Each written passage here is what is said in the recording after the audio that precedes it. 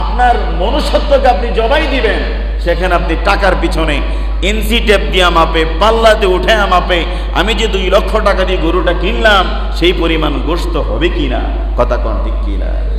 এই যদি হয় মুসলমানদের অবস্থা, তোমার গোশতই খাওয়া হবে, ওই গরুর রক্ত, ওই গরুর কোন ধরনের কিছুই তোমার রবের কাছে পৌঁছাবে না, কথা কোন ঠিক কিনা?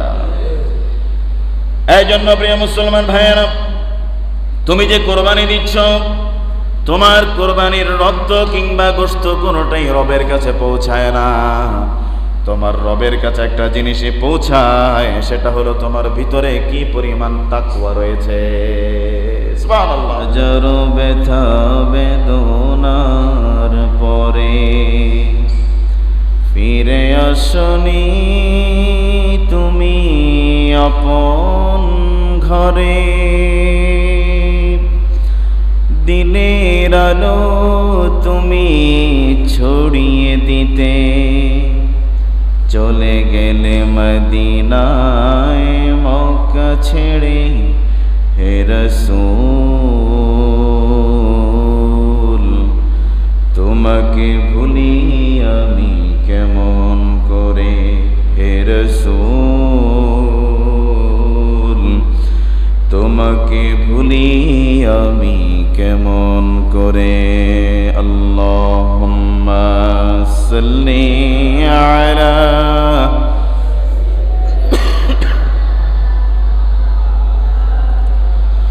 মুহাম্মদ ওয়া আলা আলি সাইয়্যিদিনা মাওলানা মুহাম্মদ। সবাই পড়ি বালাগাল আলা বিকামালিহি কাশাফাদ দুজা বিজামালিহি হাসুনাত জামিউ খিসালিহি সাল্লু আলাইহি। আল্লাহুম্মা সাল্লি ওয়া সাল্লিম ওয়া বারিক আলাইহি। আলহামদুলিল্লাহ, দয়াময় রব্বুল আলামিনের অসংখ্য অগণিত শুকর ও সুজুদ আদায় করছি, যিনি আমাদেরকে পবিত্র জুমার দিন সকল ধরনের ব্যস্ততা থেকে আল্লাহ তাআলা আমাদেরকে হেফাজত করে জামিয়া মসজিদে জুমার নামাজ আদায়ের উদ্দেশ্যে আমাদেরকে আসার এবং বসার আল্লাহ তাআলা তৌফিক দিয়েছেন। সেজন্য মনিবের শেখানো ভাষায় কালিমাতুল্লাহি হিয়াল উলিয়া, জবান খুলে দিল খুলে মন থেকে বলছি আলহামদুলিল্লাহ। লক্ষ কোটি দরুদ ও সালাম আল্লাহ রাব্বুল ইজ্জত ওয়াল জালালের সৃষ্টির প্রধান আকর্ষণ, নবিয়্যুস সাকলাইন, ইমামুল মুরসালিন, শাফিউল মুজনাবিন, হযরত মুহাম্মদ রাসূলুল্লাহ, সবাই পড়ি সাল্লাল্লাহু আলাইহি ওয়াসাল্লাম। সম্মানিত তিনি ভাইয়েরা, আলোচনার সূচনা লগ্নে জানতে চাচ্ছি আপনারা সবাই কেমন আছেন? আমাদের সবাইকে ভালো রেখেছেন কে? সেজন্য মনিবের শুকরিয়া আদায় করছি, জবান খুলে বলছি আলহামদুলিল্লাহ। সম্মানিত ভাইয়েরা, আমরা একটি বরকতপূর্ণ মাসের মধ্যে উপস্থিত। আজকে আমরা আলোচনা শুনব পবিত্র কোরবানি সম্পর্কে। কোরবানি ইব্রাহিম আলাইহিস সালাতু ওয়াস সালামের সুন্নাত, এ বিষয়ের উপর আমরা আজকে আলোচনা শুনব।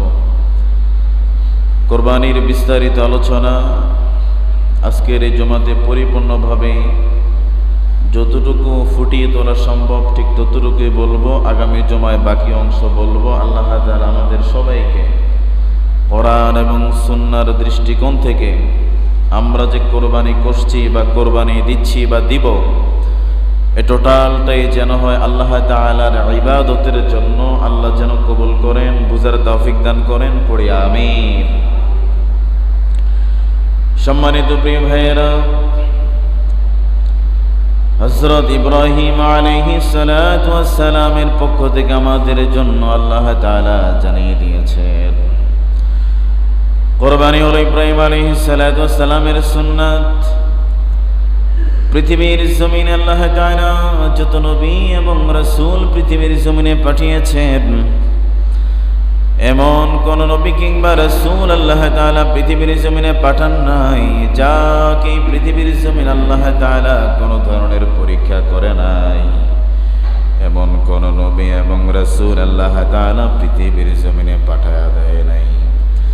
সম্মানিত প্রিয় ভাইয়েরা, যত নবী এবং রাসূল পৃথিবীর জমিনে আসছে সবাইকে আল্লাহ তাআলা বিভিন্ন মাধ্যমে আল্লাহ তাআলা পরীক্ষা নিয়েছেন, পরীক্ষা। এজন্য পৃথিবীর জমিনটা হলো মুমিনের জন্য কয়েদখানা। অপ্রিয় মুসলমান ভাইয়েরা, পৃথিবীর জমিনে যতদিন আমরা বাঁচব, রবের সকল ধরনের বিধিবিধান যদি আমাদের জীবনে আমরা গ্রহণ করে নেই, আমাদের জীবনের মধ্যে যিনি পরিপূর্ণ শান্তি ভরপুরভাবে ঢেলে দিবেন, জবান খুলে বলেন তিনি কে?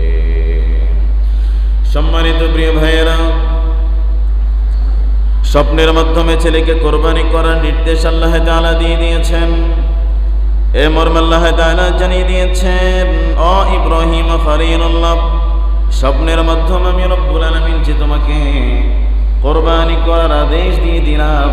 এ মর্মে আল্লাহ তাআলা কোরআনুল কারীমের সূরা সাফফাতের 102 নম্বর আয়াতের প্রথম অংশ আল্লাহ তাআলা জানিয়ে দিয়েছেন, فلما بلغ معه السعي قال يا بني إني أرى في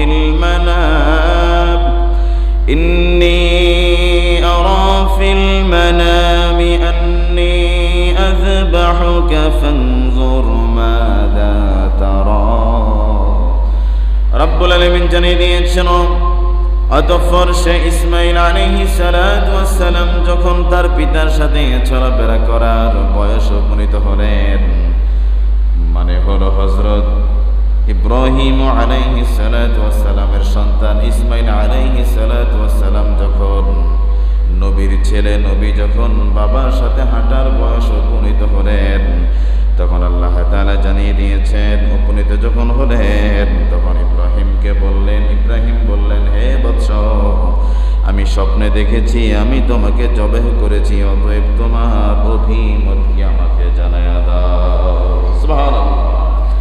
সম্মানিত প্রিয় ভাইয়েরা, ইব্রাহিম আলাইহিস সালাতু ওয়াস সালাম স্বপ্ন যুগে দেখলেন, আল্লাহ তাআলা জানিয়ে দিয়েছেন, ও ইব্রাহিম শোনো শোনো, আমি আল্লাহ তাআলা তোমার কাছে তোমার সন্তানটাকে আমি রবের রাস্তায় কোরবানি করে দিবা। আমি আল্লাহ তাআলা তোমার কাছে তোমার সন্তানটাকে কোরবানি নিতে চাচ্ছি, তুমি কি বলো? আল্লাহ তাআলা তার নবীকে জলিল কদর পয়গম্বর ছিলেন ইব্রাহিম আলাইহিস সালাতু ওয়াস সালাম যখন স্বপ্ন দেখলেন, নিজের সন্তানকে আয়াতের মাধ্যমে জানিয়ে দিলেন, ও সন্তান, আমি স্বপ্ন যোগে দেখেছি তোমাকে আল্লাহর রাহে কোরবানি দিচ্ছি, তোমার অভিমত প্রকাশ করো। সুবহানাল্লাহ। বাবা সন্তানকে বললেন, রে প্রাণের সন্তান, শোনো শোনো, আল্লাহ তাআলা আমাকে স্বপ্ন যোগে দেখিয়েছেন আমি যেন তোমাকে কোরবানি করে দেই, তোমার অভিমত কি, তোমার মতামত কি? এ মর্মে সন্তান জানিয়ে দিলেন, ছেলের এতে রাজি হয়ে গেলেন। বাবা যে সন্তানকে জানিয়ে দিলেন, ও সন্তান, ও সন্তান, আল্লাহ রাব্বুল আলামিন আমাকে স্বপ্নে দেখিয়েছেন তোমাকে কোরবানি দেওয়ার জন্য, তোমার মতামত কি? এবার সন্তান জানিয়ে দিলেন, ও পিতা শুনেন, কুরআনুল কারীমের সূরা সাফফাতের 102 নম্বর আয়াতের এক অংশ আল্লাহ তাআলা জানিয়ে দিয়েছেন, قال يا أبت فعل ما تؤمر ستجدني إن شاء الله من الصابرين। জোরে বলেন আল্লাহু আকবার। সম্মানিত প্রিয় ভাইয়েরা, ছেলে রাজি হয়ে গেলেন, মর্মে জানিয়ে দিলেন, বাবা শোনেন। সে বলল, হে আমার বাবা, قال يا أبت فعل ما تؤمر, হে আমার বাবা, হে আমার বাবা, আপনি শুনেন, আপনাকে যে আদেশ করা হয়েছে আপনি তা পূর্ণ করেন। সুবহানাল্লাহ। সন্তান কোরআনের মাধ্যমে জবাব দিয়ে দিয়েছেন, قال يا أبت فعل ما تؤمر, ও পিতা, আপনাকে আল্লাহ তাআলা যা স্বপ্নে যোগে দেখিয়েছেন আপনি সেটা বাস্তবায়ন করেন। সাতাজিদুনি ইনশা শাআল্লাহু মিনাস সাবিরিন। আল্লাহ রাব্বুল আলামিন জানিয়ে দিয়েছেন। এবার ইসমাঈল আলাইহিস সালাম বলেন, প্রিয় বাবা আপনি শুনেন, সাতাজিদুনি ইনশাআল্লাহু মিনাস সাবিরিন, ইনশাআল্লাহ আপনি আমাকে ধৈর্যশীলদের অন্তর্ভুক্তই পেয়ে যাবেন। সুবহানাল্লাহ। সম্মানিত প্রিয় ভাইয়েরা, ইব্রাহিম খলিলুল্লাহ আলাইহিস সালাতু ওয়াস সালামকে আল্লাহ রাব্বুল আলামিন স্বপ্ন যোগে দেখিয়েছেন। তিনি স্বপ্নে দেখেছেন, এবার সন্তানকে বললেন, ও সন্তান, আল্লাহ তাআলা বলেছে, আমাকে দেখিয়েছে তোমাকে কোরবানি দেওয়ার জন্য। আমাদের ছেলেরা হইলে বলতো, বাবা আপনি শুয়ে যান, আমরা আপনারা জবাই কইরা দেই, আমারা জবাই করার কোনো সুযোগ নাই, ঠিক কিনা বলেন? কিন্তু কেমন নবী ছিলেন, নবীর সন্তান কেমন নবী ছিলেন? বাবার কথা শুনে বললেন, ও বাবা, আপনাকে আল্লাহ তাআলা যা দেখিয়েছেন এর মধ্যে আপনি আমাকে ধৈর্যশীলের কাতারে পাবেন। আপনি আমাকে এক চুল পরিমাণ অধৈর্যশীল হিসেবে পাবেন না। ও বাবা, ক্বালা ইয়া আবাতি ফাআল মা তু'মার সাতাজিদুনি ইনশাআল্লাহু মিনাস সাবিরিন। ও বাবা, আপনি আমাকে ধৈর্যশীলদের কাতারে পাবেন। সুবহানাল্লাহ। বাবা কে ছেলে নসিহত করে, বাবা আপনি আমাকে অধৈর্যশীলের কাতারে পাবেন না, আপনি আমাকে ধৈর্যশীলের কাতারে পাবেন। এই জন্য সন্তান বলে, সাতাজিদুনি ইনশাআল্লাহু মিনাস সাবিরিন। ও বাবা, আপনাকে যে স্বপ্নে দেখানো হয়েছে আমি তাতে রাজি আছি, কোনো সমস্যা নাই। আপনি আমাকে কোরবানি করেন, এতে আমার বিন্দু পরিমাণ কোনো দ্বিমত প্রকাশ আমি করব না। সুবহানাল্লাহ। কেমন নবী ছিলেন, আমার কেমন সন্তান ছিলেন। পরবর্তীতে ইব্রাহিম আলাইহিস সালাতু ওয়াস সালাম ছেলেকে কোরবানির জন্য প্রস্তুত করলেন। তিনি বলেন, ফালাম্মা আসলামা ওয়া তাল্লাহু লিল জাবিন। অতঃপর যখন তারা উভয় আনুগত্য প্রকাশ করলেন, বাবা এবং ছেলে উভয় আল্লাহ তাআলার আনুগত্য প্রকাশ করলেন। সুবহানাল্লাহ। বাবা এবং ছেলে উভয় আল্লাহ তাআলার দেওয়া নির্দেশ পেয়ে তারা আনুগত্যশীল হলো। যা আল্লাহ আপনি যে আদেশ দিয়েছেন, আপনার আদেশের বিন্দু পরিমাণ অবজ্ঞা আমরা করব না। সুবহানাল্লাহ বলেন। কেমন বাবা ছিলেন, কেমন সন্তান ছিলেন। প্রিয় ভাইয়েরা, ফালাম্মা আসলামা ওয়া তাল্লাহু লিল জাবিন ওয়া নাদাইনাহু আইয়া ইব্রাহিম। এবং পিতা পুত্রকে কাঁধ করে শোয়ালেন, পিতা পুত্রকে কাঁধ করে শোয়ালেন। তখন আমি তাকে ডেকে বললাম, হে ইব্রাহিম, তুমি তো স্বপ্নকে পরিপূর্ণভাবে সত্যই প্রমাণিত করতে চলেছ। সুবহানাল্লাহ। قد صدقت الرؤيا। হ্যাঁ ইব্রাহিম, তোমাকে আমি আল্লাহ তাআলা যে স্বপ্ন দেখিয়েছি, তুমি তোমার স্বপ্নকে তুমি বাস্তবে রূপান্তরিত করতে যাচ্ছ। ইন্না কাযালিকা নাজিজিল মুহসিনিন। জোরে বলেন আল্লাহু আকবার। সম্মানিত প্রিয় ভাইয়েরা, তুমি সত্যকে সত্যিভাবে, তুমি স্বপ্নকে সত্যভাবে তুমি প্রকাশ করে অর্থাৎ প্রমাণ করে দেখাতে যাচ্ছ। আমি খাঁটি বান্দাদেরকে পুরস্কার দিয়ে থাকি। সুবহানাল্লাহ। যারা মুমিন, যারা ইমানদার, যারা মুত্তাকি, এরা পৃথিবীর জমিনে যতদিন বাঁচবে আল্লাহ তাআলা এদেরকে রোগ দিয়া পরীক্ষা করবে। হঠাৎ মসজিদ থেকে নামাজ পড়ে বের হওয়ার সময় শুকনা জায়গায় হুঁচট খেয়ে পড়ে পাটা ভেঙে গেছে, এরকম হয় না? কথা বলেন, এরকম হয় না? নামাজ পড়ে মসজিদ থেকে বের হয়েছে, এবারে তো মানুষের ক্ষতি করতে আসে না, নামাজ পড়ে বের হয়েছে, হঠাৎ করে পড়ে পাটা ভেঙে গেছে। এটা আল্লাহ তাআলার পরীক্ষা। তুমি নি আবার আল্লাহর প্রতি অন্য কোনো মত পোষণ করো। এর জন্য আল্লাহ তাআলা পৃথিবীর জমিনে যত মানুষদেরকে পাঠিয়েছেন, ইমানদার যারা হবে তারা পৃথিবীর জমিনে পদে পদে কার্যক্রমের মধ্যে তারা পরীক্ষায় উপনীত হতে হবে। পরীক্ষা ছাড়া কোনো মুমিন জান্নাত পাওয়া সম্ভব না। যেমনি ভাবে যুগে যুগে যত নবী আলাইহিস সালাতু ওয়াস সালামকে আল্লাহ তাআলা পৃথিবীর জমিনে পাঠিয়েছেন, শুধু পরীক্ষার পরীক্ষা ছিল। দেখেন কত বড় মারাত্মক একটি পরীক্ষা নিচ্ছেন আল্লাহ তাআলা ইব্রাহিম আলাইহিস সালাতু ওয়াস সালামের। এটা তো সম্পূর্ণ স্বপ্নের কারিশমা না? কথা বলেন না, এটা স্বপ্ন না, এই জন্য আল্লাহ তাআলা জানিয়ে দিয়েছেন, ইব্রাহিম আমি যে তোমাকে স্বপ্নে দেখিয়েছি তুমি তো সেটা বাস্তবে প্রমাণ করার দিকে এগিয়ে যাচ্ছ। নিশ্চয় আমি আল্লাহ তাআলা যারা ঈমানদার, যারা মুত্তাকি, তাদেরকে আমি আল্লাহ তাআলা পুরস্কার দিয়ে থাকি। সুবহানাল্লাহ। এজন্য প্রিয় ভাইয়েরা, যতদিন আমরা পৃথিবীর জমিনে বাঁচবো আল্লাহ তাআলার সকল ধরনের বিধিবিধান মেনে চলার দরকার আছে না নাই?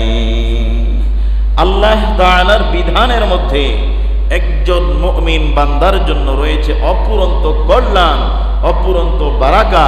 আল্লাহ তাআলা আমাদের সকলকে ঈমানদার মুত্তাকি হিসেবে কবুল করেন, পড়ে আমিন। আর একটু জোরে পড়ে আমিন। ইন্না কাযালিকা নাজজিল মুহসিনিন। পৃথিবীর ঈমানদাররা, পৃথিবীর গোলামেরা, আমি আল্লাহ রাব্বুল আলামিন খাঁটি বান্দাদেরকে পুরস্কার দিয়ে থাকি। কেন তিনি পুরস্কার দিবেন?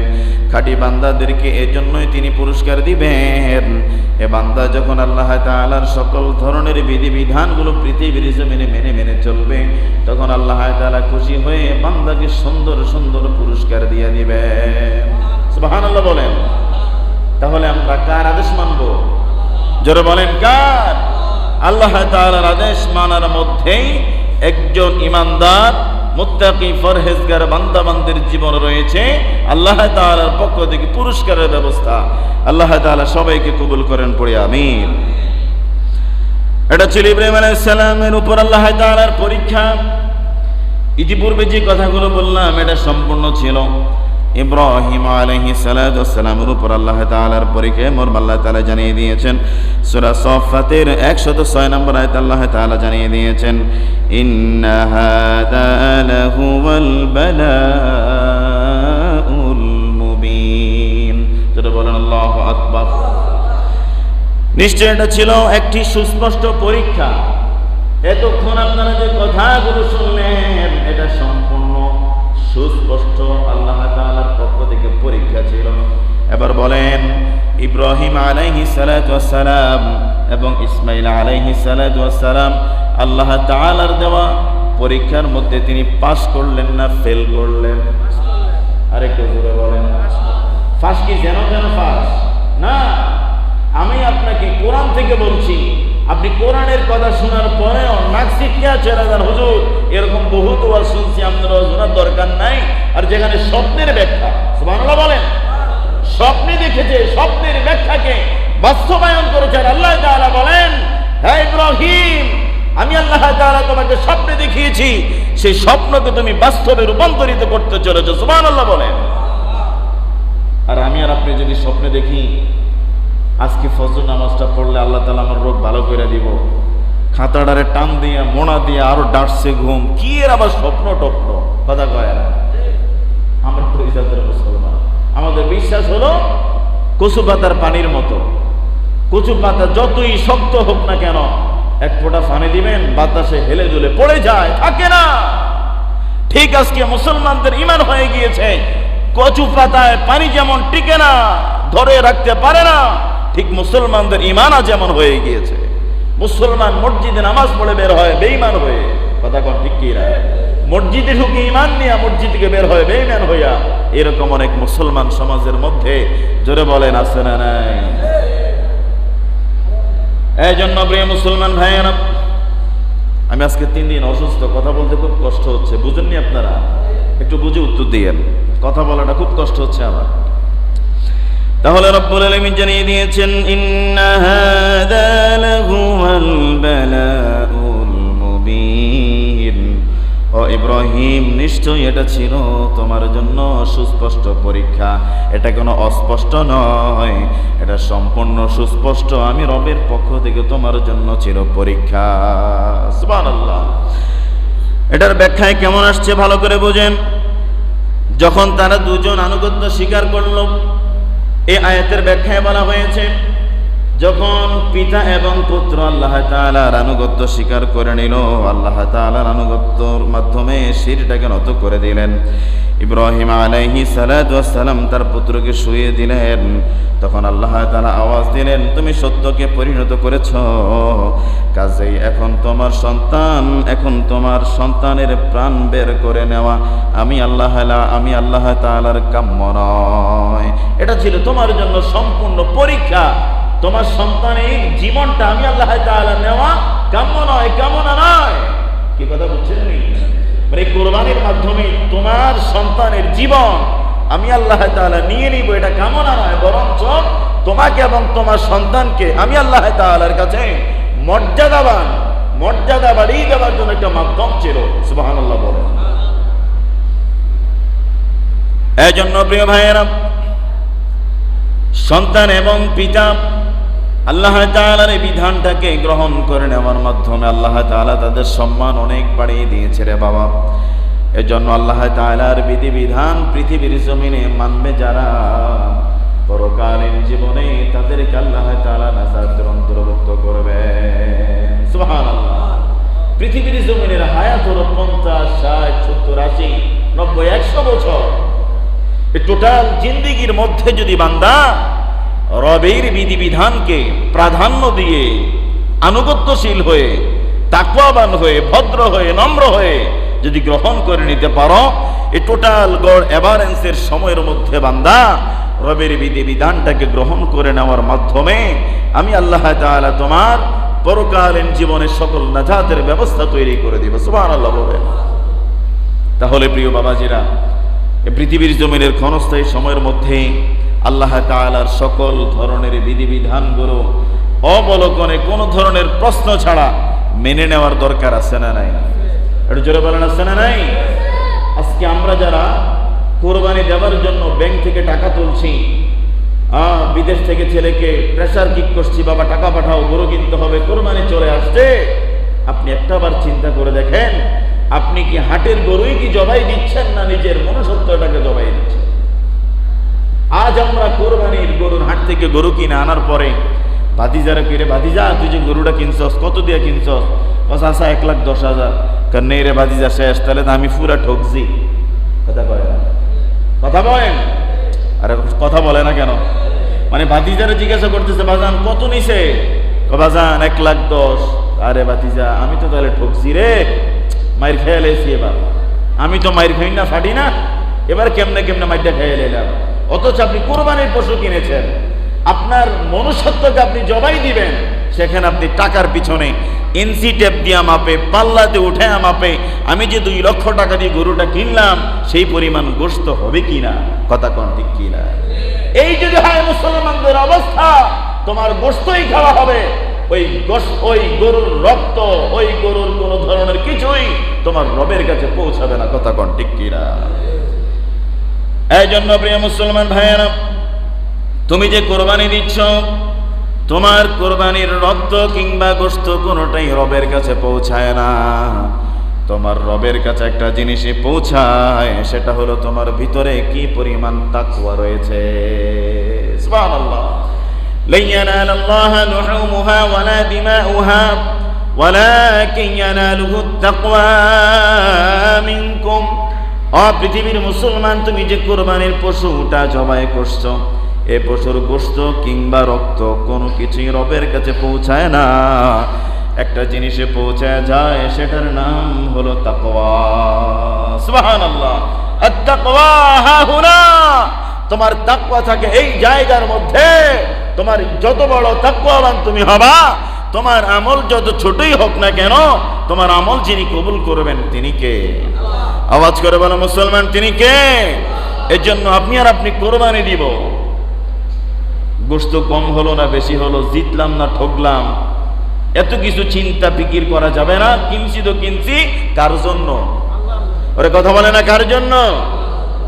আমাদের দেশে মানুষ ওট কোরবানি দেয়, কি লাগা জানেননি?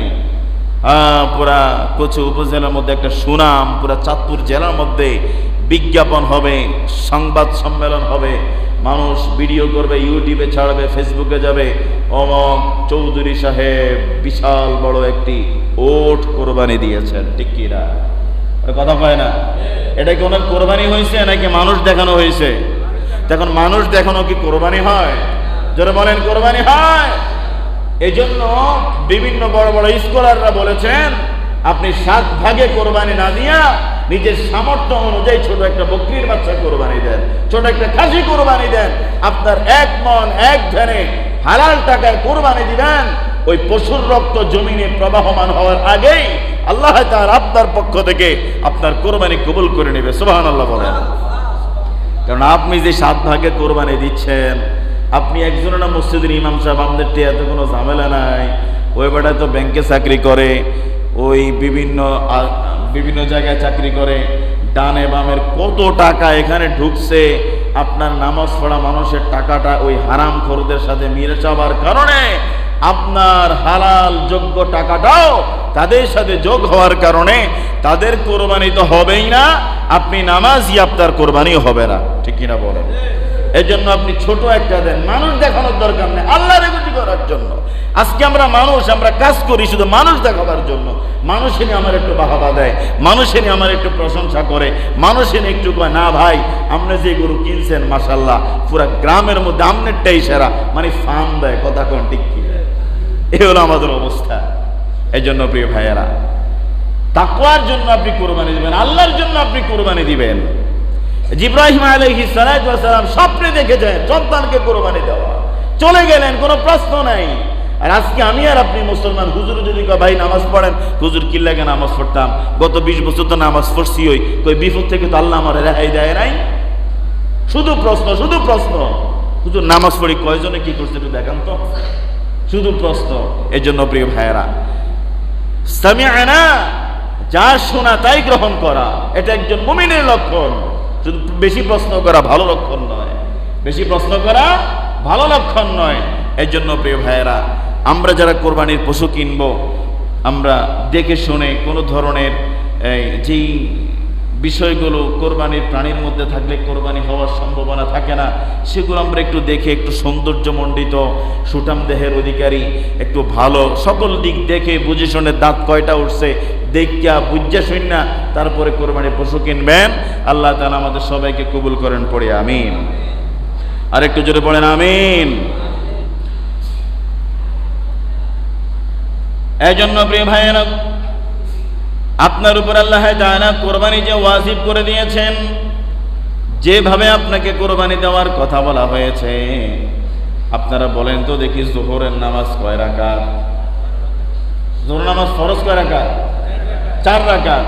আজ পর্যন্ত কোন টাটকা মুসল্লি এসে কি ইমাম সাহেবের কি কইছেনি হুজুর জীবন ভর তো 4 রাকাত পড়লাম, আজকে আমার খুব মন চাইতেছে 2 রাকাত বাড়ায় পড়েন, আমাদের 2 লাখ টাকা হাদিয়া দিব, কোন হুজুরকে মানবো?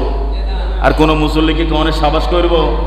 তাহলে যেমনি ভাবে জোহরের ফরজ 4 রাকাতকে যেমনি ভাবে 3 রাকাত করা যায় না, 5 রাকাত করা যায় না, এটা যেমনি ভাবে আপনি মেনে নিয়েছেন, বুঝে নিয়েছেন, পড়েন বা না পড়েন, ঠিক আল্লাহ তাআলা যেইভাবে কোরবানি পশু আপনাকে বাছাই করার জন্য বলেছেন, যেভাবে কোরবানি দেওয়ার জন্য বলেছেন, এর বাহিরে 1 চুল পরিমাণ আপনাকে অন্য পথে হাঁটা যাবে না। আল্লাহ যেভাবে বলছেন ঠিক সেভাবে করতে হবে। এই জন্য প্রিয় ভাইয়েরা, কোরবানি যেহেতু চলে আসছে এবং আমাদের এই কোরবানির পশুর কৃত জবাহের যে গোশত, এটার মধ্যে আমাদের আত্মীয় স্বজন, আমাদের গ্রামের মহল্লার কিছু গরিব মিসকিন মানুষ আছে যারা নাকি মুসলমান, একটি কোরবানি থেকে আরেকটি কোরবানি পর্যন্ত এই গ্রামে গঞ্জের মেঠোপথে এমন অনেক ঘর রয়েছে 1 কেজি গরুর গোশত কিনে খেতে পারে না। কথা বলে না কেন? আছে না? কথা বলেন আছে না নাই? আপনি বিভিন্ন মাধ্যমে, ঘরে মেহমান আসে, যেই কোনো মাধ্যমে কোরবানি ছাড়াও 1 কোরবানি থেকে আরেক কোরবানি পর্যন্ত 5 কেজি 10 কেজি বিভিন্ন ঘটনাক্রমে 1 মণ 2 মণ গোশত আপনার কিনা হচ্ছে, আপনি খাচ্ছেন, আপনার এটার ভিতরে কোনো অসুবিধা নেই। কিন্তু আপনার গ্রামের এমনও মানুষ রয়েছে 1 কোরবানি থেকে আরেক কোরবানি পর্যন্ত 1 কেজি গোশত কেনার সাধ্য, এরকম মানুষের সংখ্যা আছে না? কথা বলেন না কেন? আছে না? এই মানুষটা যখন আপনার ঘরে আসবে, আপনি ধরেন সবাইকে দিয়ে আসেন, এরকম হয় না যে হুজুর আমার ভাগের যা আছে আমি সবাইকে দিয়ে ফেলছি, এমন সময় তো একজন মানুষ আসতে পারে না, আপনি তাকে মাহরুম করবেন না, তারে গলা ধাক্কা দিয়া বের করে দিবেন না আপনার ভাণ্ড থেকে। আরে আল্লাহ তো আপনারা 12 মাসই খাওয়াচ্ছে, আপনি তো গোশত খাওয়ার জন্য কোরবানি দিচ্ছেন না, ঠিক না? কথা বলেন না কেন? আপনি তো নিশ্চয়ই গোশত খাওয়ার জন্য কোরবানি দিচ্ছেন না। কার জন্য? তা আল্লাহর জন্য যেহেতু দিচ্ছেন, তর্কের খাতিরে আমি ধরে দিলাম হুজুর আমার আত্মীয় স্বজনের ভাগ, গরিব মিসকিনের ভাগ উভয়টা দেওয়া শেষ, এখন আবার ফকির মিসকিন আসে, এখন কি করা? হ্যাঁ, সে হয়তো কারো কাছ থেকে পায় নাই, সেজন্য আপনার ঘরে আসছে। মনে রাখবেন, একজন গরিব বাবা মা সারাটা দিন, এমনও অনেক মানে নিজের আত্মমর্যাদাওয়ালা কিছু বাবা মা আছে, কোরবানি দেয় না, কারো ঘরেও যেতে পারে না, সন্তানকে এক টুকরো গোশত দেওয়ার জন্য ঘরের আঙ্গিনায় দাঁড়ায় থাকে, কেউ নিয়ে আইসা এক পিস গোশত দিয়ে যায়। কথা বলেন। কিন্তু আপনি এমন মুসলমান হয়েছেন, আপনি গরু জবাই করে আগে কলিজাটা ভুনা করে খান। কেরে এত খাওয়ান খাওয়ান করেন কা? আল্লাহ কি আজীবন খাওয়ায় নাই? মুসলমান বন্ধু, আপনি পুরোটো কলিজা একসাথেই ভুনা করে খাওয়া শুরু করলেন, হ্যাঁ খান না, অসুবিধা তো নেই। কিন্তু আপনার কাছে যেই আপনার প্রতিবেশী, আপনার গরিব যে মানুষগুলো, যেই আপনার আত্মীয় স্বজনগুলো গোশত পাওয়ার হক রাখে, আপনি যদি 3 টুকরাও যদি কলিজা পান, সে কি 1 টুকরাও পায় না? বা কথা বলেন না কেন? ও ওয়াজ বুধ আপনাকে গেডির উপরে পড়ালে কথা কর না নাকি? হ্যাঁ বুঝি আমরা। শ্রোতারা যখন কথা কয় বুঝি, হেতার কাছে খুব ভালো লাগে। আর যখন কোনো কথাটা কয় না, তো বুঝে হুজুরাই যে দইছে আমার ভালো কইরা, এটা আমরা বুঝি তো ভাই। এই চেহারাটা সব আমরা দেখতেছি না। মুসলমান, মুসলমান, তুমি কালেমা পড়েই শুধু মুসলমানি অর্জন করতে পারো না, তোমার আরো অনেক কার্যক্রম রয়েছে, তোমার আরো অনেক দায়িত্ব রয়েছে। এই জন্য প্রিয় বন্ধু, ভালো করে বুঝেন, পায়ে ধরে বলি, পায়ে চুমো দিয়ে বলি, আপনার গ্রামের যে মানুষগুলো কোরবানি দিতে পারে না, এমন অনেক মানুষ রয়েছে, কোরবানি দেয় না, মানুষের কাছে যায় চাওয়ার জন্য। আবার এমন কিছু মানুষ আছে আত্মমর্যাদাওয়ালা, যাদেরকে কেউ জোর করে না দিলে নিতে চায় না, এদেরকে ইনশিওর করবে। এই সমাজের 3 শ্রেণীর মানুষ। এক শ্রেণীর মানুষ হর হামেশা বাজার করছে আর খাচ্ছে, আরেক দল মানুষ ঘরে টাকা নেয়, ভিক্ষাবৃত্তি করছে, মানুষের কাছে চেয়ে নেয়। আরেক দল মধ্যবিত্ত মানুষ রয়েছে, সকালে খায় নাই, দুপুরের বাজার নাই, কাউকে বলতে পারে না, লজ্জায়, লোকলজ্জায়। ওই মানুষদেরকে ইনশিওর করেন, ওই মানুষদেরকে লিস্ট করেন, তালাশ করেন, তাদের ঘরে গোশত পৌঁছা দেন। মুসলমান মনে রাখবেন, ওই মানুষটা গোশত মুখে দেওয়ার আগেই আপনার জীবনের গুনাহ, আপনার কোরবানি যিনি কবুল করবেন তিনি কে? এজন্য জোরে বলেন, তিনি কে? এই জন্য আমরা যারা কোরবানি দিব, আমরা গোশত খাওয়ার জন্য অবশ্যই কোরবানি দিচ্ছি না, একমাত্র আল্লাহ তাআলাকে খুশি করার জন্য, ঠিক না? যেহেতু আপনি আল্লাহর জন্য কোরবানি দিচ্ছেন, তর্কের খাতিরে যদি আমি বলি, আপনি যদি আল্লাহর জন্যই কোরবানি দেন, 50 কেজি গোশত হইলে 25 কেজি কি আল্লাহর ভাগে যায় না? কথা বলেন না কেন? আল্লাহ তো আর গোশত নিতে আসে নাই। আল্লাহ শুধু আপনার দেখে তাকওয়া, আল্লাহ দেখে আপনার হৃদয়ের ভয়, এটা আপনি দেখাতে পারেন নাই। আল্লাহ তোমার গরুর গোশত দেখে না, রক্ত দেখে না, জমিনে রক্ত প্রবাহমান হওয়ার পূর্বেই ওই মানুষের তাকওয়ার অবস্থা দেখে আল্লাহ তার কোরবানি কবুল করে দেয়। সুবহানাল্লাহ বলেন। তাহলে আমরা যারা কোরবানি দিব, গরিব, অসহায়, দুস্থ মানুষদেরকে না দিয়ে নিজেরা আগে খাবো। হ্যাঁ, দেখছেন নি? না নাই হুজুর, আপনি কি ওয়াজ করতে আছেন? গরু জবাই করে খালাইতে দেরি, ফ্রিজ করতে দেরি নাই, আমরা এসে মাইন ছেড়ে দিতাম কে? তাহলে এই যে না বড় শব্দটা সবাই বলা দরকার ছিল, যে গরিব মিসকিনকে না দিয়ে আমরা নিজেরা খাবো না, এটা সবাই বলা দরকার ছিল। বলেন নাই, তার মানে হলো আপনি ফ্রিজিং করার গুরু, আপনি ফ্রিজ বুকিং করার গুরু।